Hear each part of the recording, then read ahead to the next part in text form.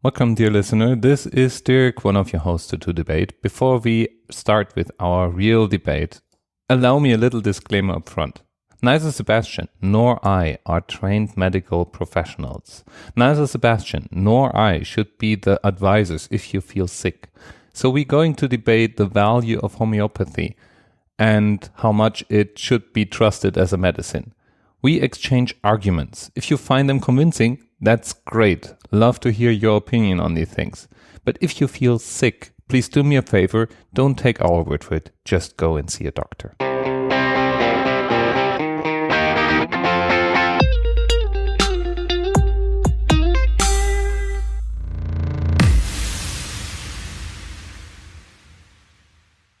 Welcome to our latest edition of To Debate, our podcast of debates. I am Dirk, your host, and my co-host is Sebastian. Hi, Sebastian. How are you doing?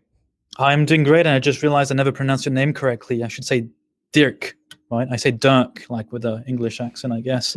Dirk is your name, yeah, and Sebastian's mine. Okay, I didn't even notice. I'm so used to that. No one knows how to write Dirk or Dirk or whatever.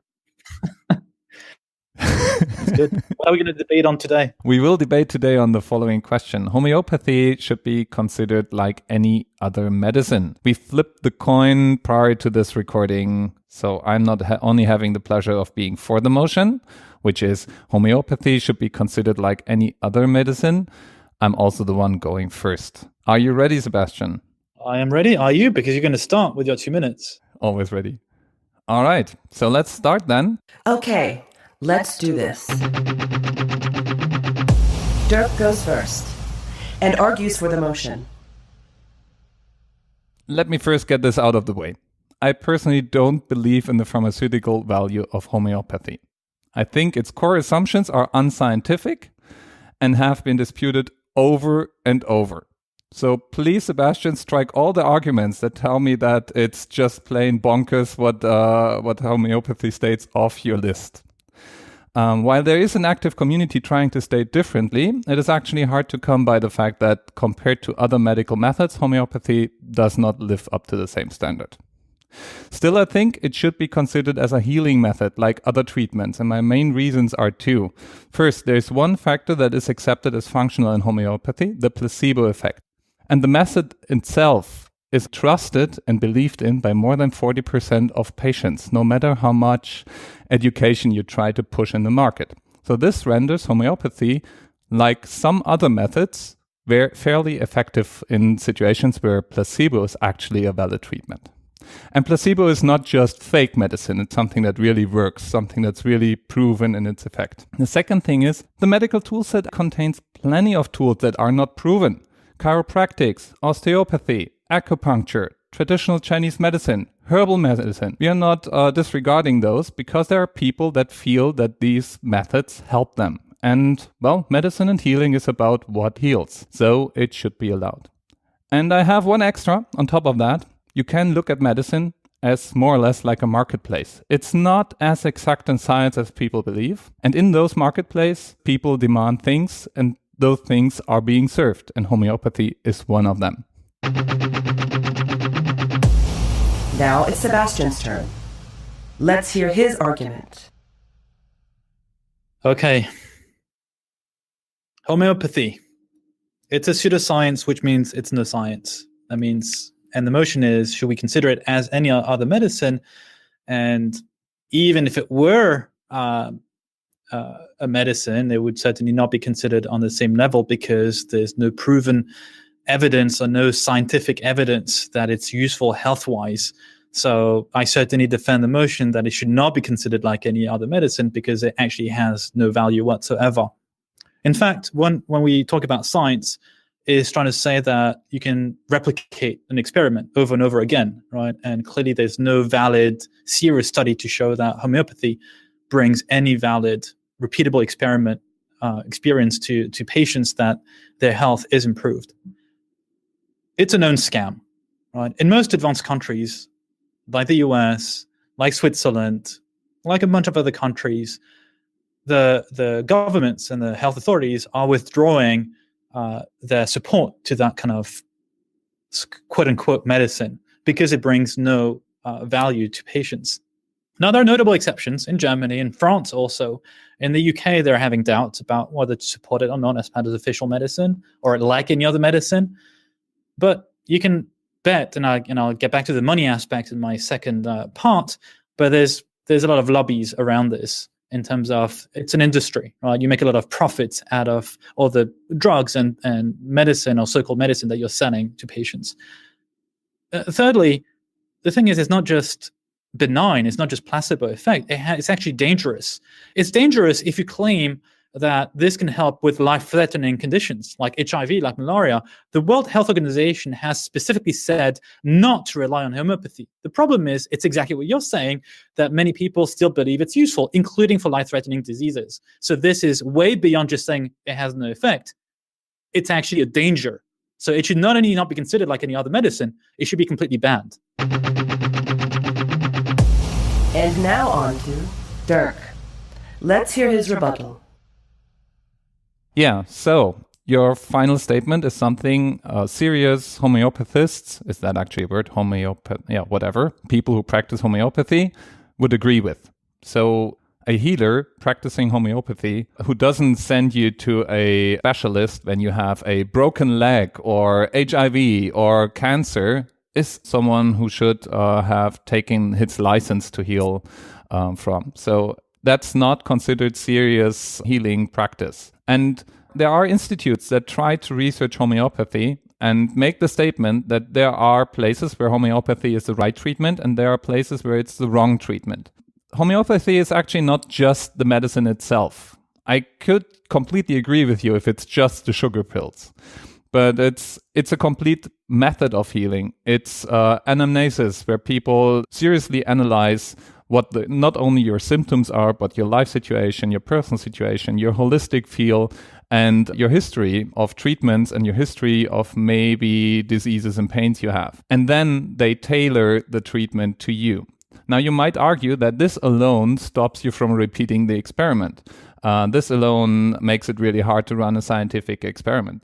And this alone may be the main reason why homeopathy has its success stories. So homeopathy sometimes heals people, and especially people that feel like there is no other way of getting rid of their pain, for instance, if there are chronic pain patients, or people that feel like they can sleep better with homeopathy. On top of that, I could say homeopathy, even with the fact that there is no real medical active substance in those treatments, may be a good way to treat things like sleep deprivation, like depression, like other illnesses people can be in, by the mere fact that it is a potential treatment coming together with a method of healing. In the end, I would state that we need to have a conversation about what is paid for and what's not, who is paying what is really helping in what cases, and having a case-by-case discussion instead of just throwing it out of the window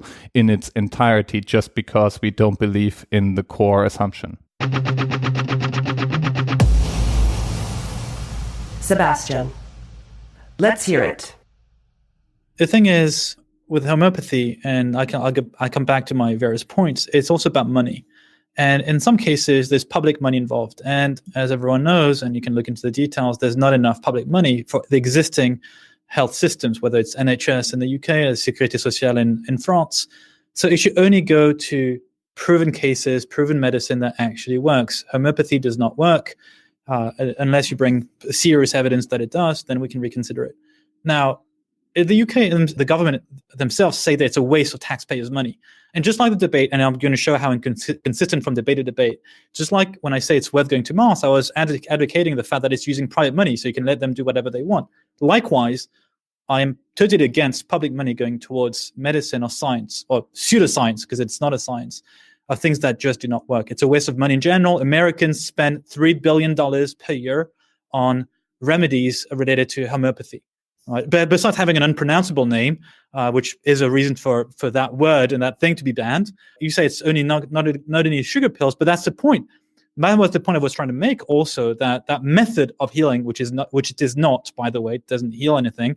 That method is a problem because it derails the confidence that people have in the traditional medicine that actually works. And this is a key problem because we're back to this topic again. So we're talking about in our previous debate about election polls, people are not educated enough on statistics, on health matters. I don't know anything about health. In fact, I freak out for two things, is not understanding how my body works because I'm not a doctor myself, and car mechanics, right? I can't trust any garages. Sorry for the mechanics who listen to us. But I know whenever I go to different mechanics, they tell me something different because they can't diagnose it the same way. So the thing is, we're not educated and we'll never be educated enough on health matters. So it's very important that we set things right and not send conflicting and confusing messages because we just don't know. We're all a little bit hypochondriac. We think we have diseases, or we're not savvy enough, or generally we're not critical enough. Look at all the fake news on Facebook for the elections in the US. There was an article in the Washington Post showing how it was so easy to just fire people up on Facebook with completely erroneous data and fake news, which people could have guessed it was completely wrong, but they just did not. So let alone, let's not even talk about health matters here. And finally, there's really poor quality studies around homeopathy. Again, I'm quite dubious and skeptical. There could be lobbies involved, considering it's $3 billion market just in the US alone every year. So I'm particularly concerned about this. And in fact, you raise the same point when you say the belief by patients, 40% of the people has some value. That shows exactly my point. People are confused. People actually do not know that it has no proven evidence. And it doesn't mean that 40% of the people think that it's useful, that they are right? So just like election polls should be banned, let's ban homeopathy. And let's start by banning the word because I can't even pronounce it properly. Final statements. Dirk goes first. To finish this up, Sebastian, I'm not actually debating with you whether or not homeopathy is medicine in a scientific sense or not. I'm not even debating with you if homeopathy per se can heal people. I'm debating with you if it should be considered like any other medicine. And I believe it has a place in the spectrum and the tool set of things that we use to heal people. And if only for the mere fact that placebo is a measurable and real effect. Maybe also for the fact that there is a demand for that. Now, I tend to agree with you that this should maybe be paid by private money. And if you want to ban homeopathy, I would also argue, let's ban all the other semi-pseudo-scientific methods like TCM and so on with it in one swift move. Until we do that, I'm for the motion. Sebastian. Homeopathy should not be considered like any other medicine. It is not a science, it's not a medicine. In fact, I would dare say it's exactly like religions, which claim that creationism is the only interpretation of how life came on Earth. It's exactly the same thing we're talking about. Religion is not on the same level as science, which shows with evidence that we exist on this planet through a process of evolution. Same likewise with medicine, you have established evidence. So homeopathy cannot be on the same level, just like religions are not on the same level as science. Furthermore, yes, money should not be used from taxpayers' money on something which does not work. And finally, it is dangerous. It's not just placebo. It's just like, oh, it's a nice thing. It's like, oh, we're just going to inject you with the same thing that produces the symptom of your illness. It actually doesn't work. It's actually dangerous because it destroys people's confidence in medicine that works over the years and will actually cure them. We did it. We finally did it. So that's it. We're done with today's debate. Thank you very much, Dirk. To you listeners, please let us know what you thought of the debate in the comments of our website or our Facebook group. Go to todebate.net. You'll have all the links out there. Don't hesitate to let us know what additional arguments we could have used to make a stronger case, either for or against the motion. We'll review the feedback and we may talk about this in a later stage of our podcasts. Thank you very much and stay tuned.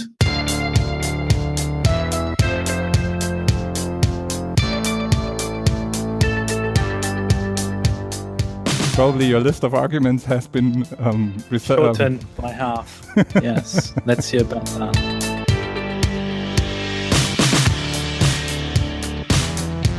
The one thing that always makes me angry about homeopathy is that it trains you to just pop a pill for everything, because why not?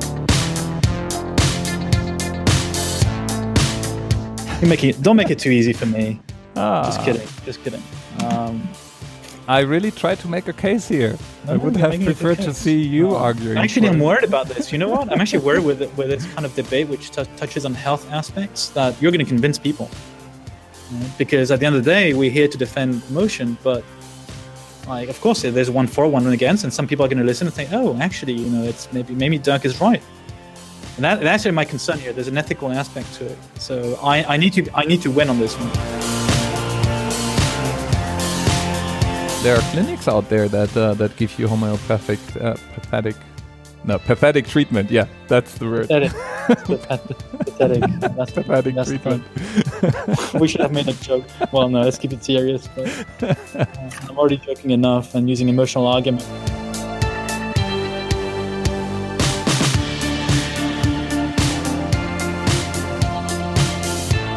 I couldn't have defended it with like, hey,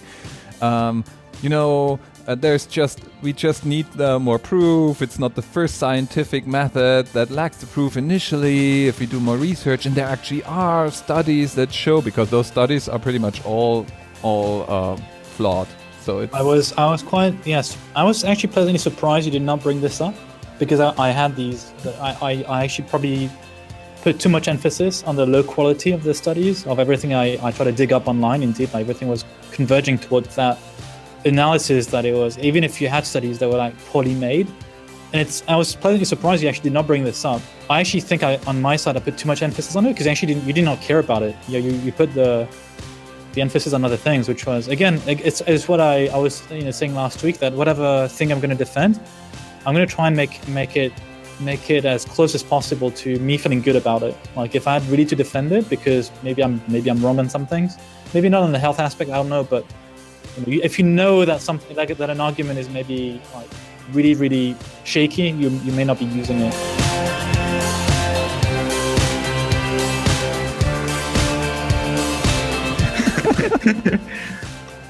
I'm glad you agree with me, Dirk. Makes the case easier. We're all against the motion. We agree.